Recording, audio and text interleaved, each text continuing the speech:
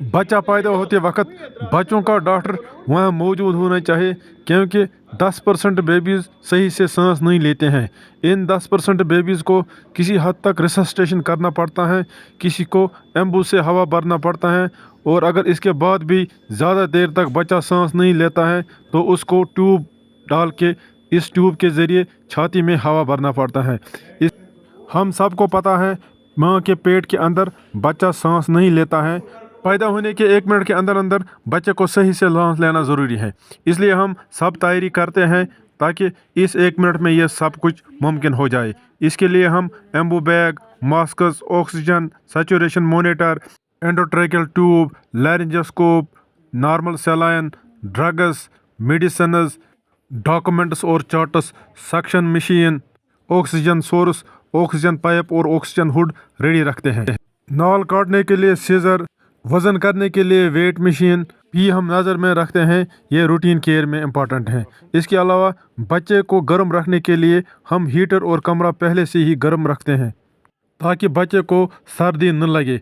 कोई बच्चा इसके बाद भी ठीक से सांस नहीं लेता है, करता है, जिसको ब्रंटिंग बोलते हैं, उसको हम फिर ऑक्सीजन लगातार रखते हैं।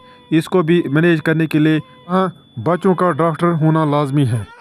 हालांकि बच्चे की सफाई नर्सिंग स्टाफ करता है, लेकिन डॉक्टर का वहाँ होना फ़ायदा मंद है, क्योंकि डॉक्टर इनको नज़र रखता है, इनको सुपरवाइज करता है और इनको अकॉर्डिंगली एडवाइस भी करता है। जिस कपड़े से बच्चे की सफाई या ड्राइंग हो रही है वो कपड़ा फौरी तौर पर डिस्कार्ड करना चाहिए, क्योंकि अगर बच्चा उसी कपड़े में रहेगा उसको सर्दी लगेगी। अगर बच्चा पैदा होते वक्त रोता नहीं है तो उसको स्टिमुलेट करना पड़ता है। बच्चे का नाड़ू 1 मिनट के बाद काटना होता है। पहले इसको हम दोनों साइड से बंद करते हैं, क्योंकि अगर इसको हम ऐसे ही काटेंगे तो खून बाहर निकलेगा। स्टरलाइजर ब्लेड या स्टरलाइजर सीजर से ही ये काटना होता है। इसके अलावा जो कुछ खून इससे निकलेगा वो भी साफ करना पड़ता है। अगर कुछ खामी रही होगी तो वो डॉक्टर खुद ठीक करता है। मिसाल के तौर पर अगर बच्चा पूरा ड्राई नहीं किया होगा तो डॉक्टर इसको पूरा ड्राई करेगा। इसी तरह अगर कोई इंजेक्शन या कोई ड्रॉप्स या कोई प्रोसीजर मिस हुआ होगा तो वो डॉक्टर खुद करेगा। इसके अलावा डॉक्टर नर्सेस को भी सुपरवाइज और एडवाइस करता है अकॉर्डिंगली। इस वक्त डॉक्टर बच्चे को सर्जरी चेकअप भी करता है कि अगर कोई डिफॉर्मिटी होगी या अगर कोई इलनेस होगी वो फौरी तौर पीक हो जाए और उसका ट्रीटमेंट वक्त पे किया जाए। इस चेकअप में एक डॉक्टर बच्चों के सिर का मुलाहिजा करता है, आँखों का मुलाहिजा करता है, मुंह का, कमर का, पेट का, गर्दन का, टांगों का, जेनिटल्स का। इस देखने को इंस्पेक्शन बोलते हैं। इंस्पेक्शन के बाद ही एक डॉक्टर बच्चे को दूरबीन या स्टेथोस्कोप लगाता है। स्टेथोस्कोप लगाने को ऑस्कल्टेशन बोलते हैं। डायरेक्टली स्टेथोस्कोप हम नहीं लगाते हैं, पहले हम आंखों से देखते हैं, उसके बाद ही हम स्टेथोस्कोप लगाते हैं। इसके अलावा अगर बच्चे के मुंह में या नाक में पानी सेक्रेशंस होंगी तो वो भी हम सक्शन करके साफ़ करते हैं। ज़्यादा सेक्रेशंस को सक्शन मशीन से साफ़ करते हैं। अगर सेक्रेशंस कम हैं तो हम इनको बलम सिरेंज से भी साफ़ कर सकते हैं। इसके बाद हम इन बच्चों का ऑक्सीजन चेक करते हैं कि इनकी ऑक्सीजन लेवल क्या है। ऑक्सीजन लेवल मॉनिटर करने के लिए सैचुरेशन मॉनिटर होता है, ये राइट आर्म में लगाना होता है। ऑक्सीजन सैचुरेशन सारे बच्चों को चेक करना होता है। 10 मिनट के बाद सैचुरेशन 90 से अबव होनी चाहिए। नेक्स्ट से बच्चे को वज़न करना होता है।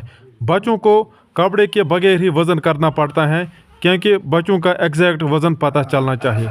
एक शीट हम इनको नीचे रख सकते हैं, लेकिन इस शीट का वज़न हम फिर इसको लेस करना होता है ताकि बच्चे का एग्जैक्ट वज़न पता चले। 1 मिनट के बाद बच्चे का एबगार स्कोर देखना होता है। एबगार स्कोर में बच्चों के वाइटल्स चेक किए जाते हैं।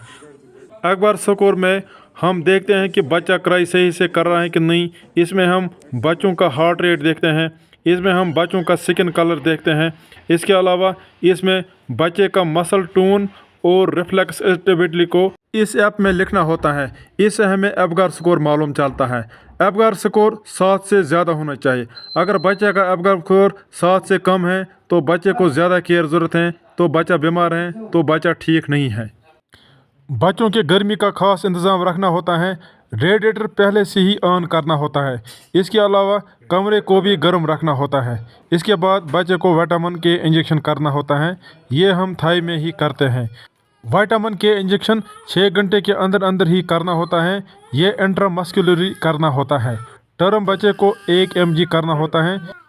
बच्चे को आधे घंटे के अंदर अंदर ही माँ का दूध पिलाना होता है। अगर माँ को बड़ा ऑपरेशन भी होगा तब भी माँ का दूध ही बेहतर है।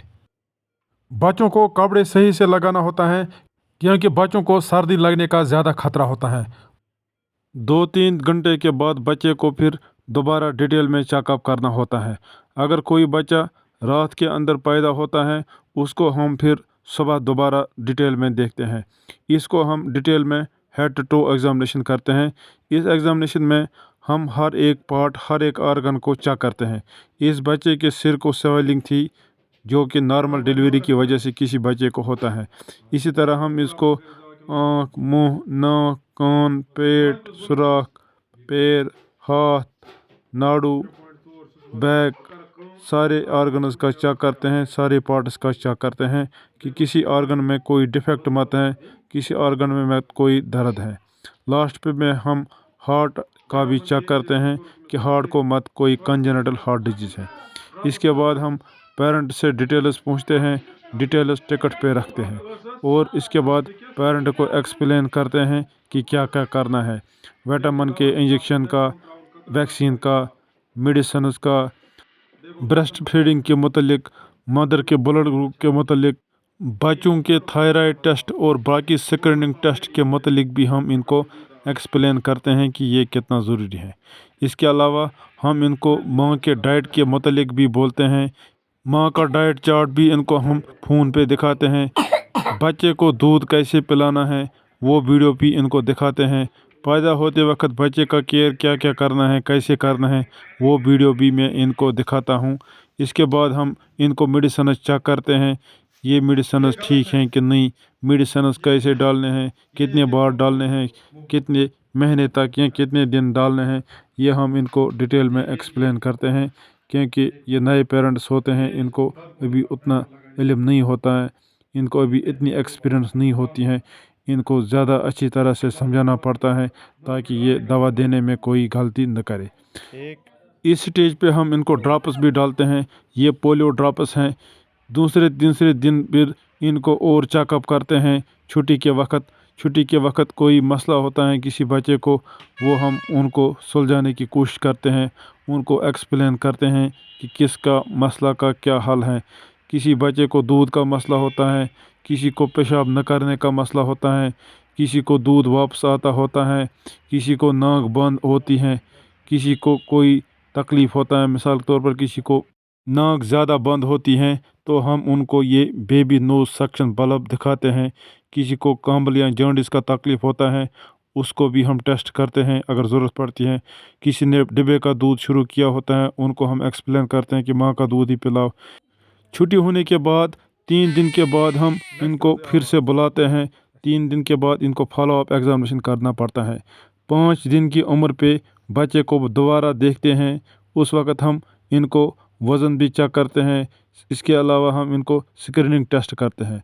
मिसाल के तौर पर 5 दिन के बाद हम इनको थायराइड टेस्ट करते हैं।